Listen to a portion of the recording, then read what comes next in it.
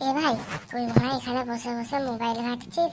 ওখানে কাকুকে দেখলাম রঞ্জিত কাকুর সাথে কথা বলতে। হ্যাঁ, তো কথা বলছে তো কি হয়েছে? তা এত অবাক হওয়ার কি আছে? অবাক তো হওয়ারই কথা রে। এমন করছিস যেন রঞ্জিত মল্লিকের সাথে কথা বলছে।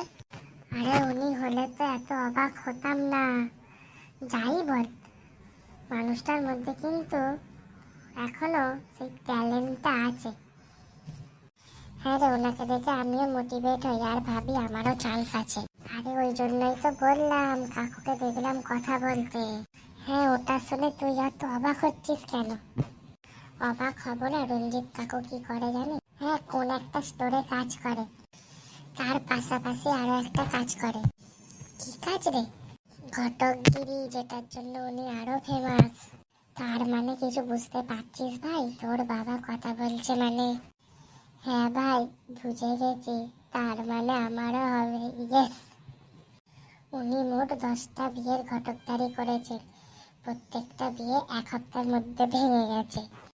আর আমি গাছে তুলে মই কেড়ে নিলি, এই কথাটা আগে বলবি তো?